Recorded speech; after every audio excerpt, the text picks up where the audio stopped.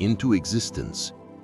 He is like a machine, like a robot, and he has a maker, a designer. When the Creator finished forming and designing him, he blew his spirit into him, and that lifeless body came to life. This machine, this robot, became alive. There is energy inside this existence. Allah says in the Quran, "He is the one who made everything in perfect form.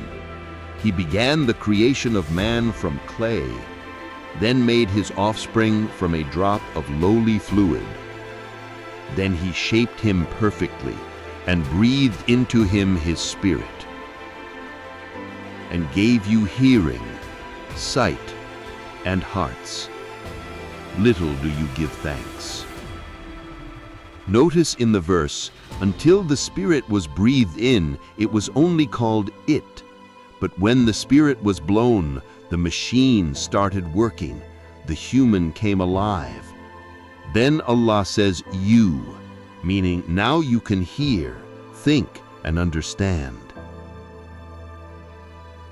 The heart is the center of emotions.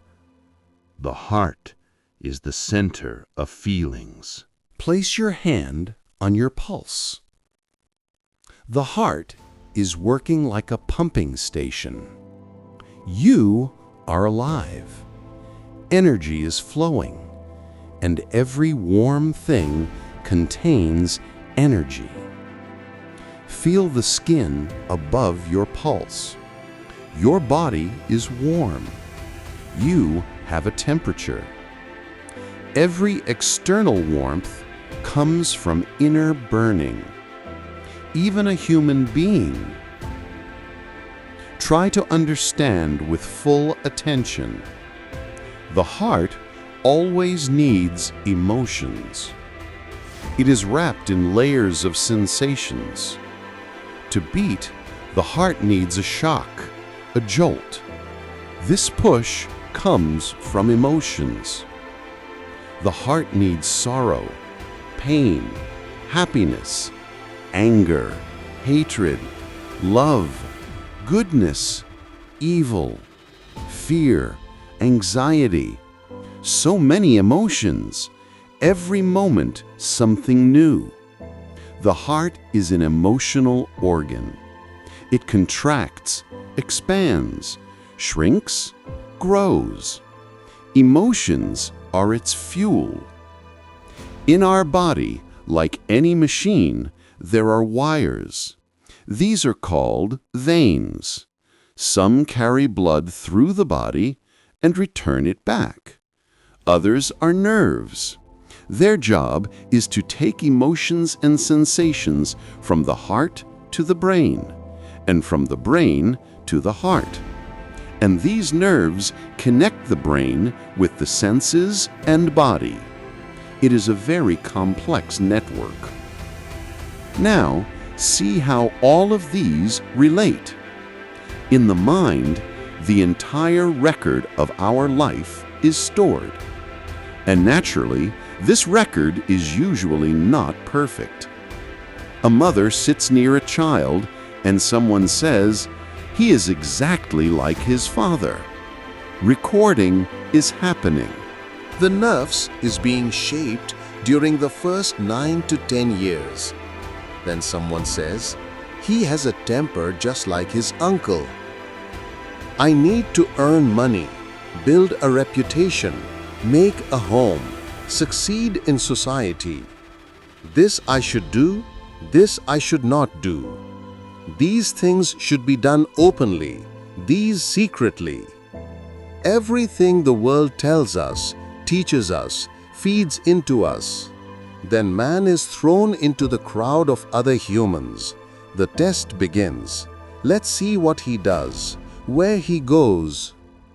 Since the Nafs is trained through confusion and pressure, the immature Nafs keeps polishing itself day and night. In this state, the Nafs is stuck between two places. It loves living in the past. It constantly rewinds old major events. And when it comes out of the past, it jumps straight into the future, planning, crafting, imagining using past experiences. Yesterday, someone said this to me. I couldn't respond then. Tomorrow, if I meet him, I'll give him a perfect answer. It never wants to remain in the present, even though the body is physically in the present. The mind, using the senses, keeps sending emotions to the heart from past and future. Happiness, sadness, anger, jealousy, hatred, countless emotions every moment. And the heart reacts, beating fast, slow, heavy, pressured.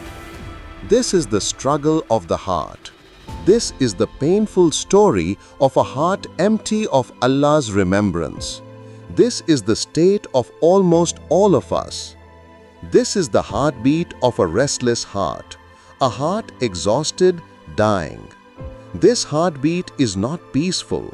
It causes illness, psychological issues, madness, chaos, conflict, broken relationships. This is the heartbeat of a Nafs-driven life. Your heartbeat, my heartbeat, the heartbeat of our society. And the damage doesn't stop here. There is a personal loss even more frightening. Have you ever noticed the first thought that comes to your mind when you wake up? The most urgent tasks of the day fill your mind. While brushing your teeth, what are you thinking? While eating breakfast, what is cooking inside your head? All day, surrounded by countless stimuli, a person doesn't even realize where his energy is being spent, where it is being invested, and where it is being wasted.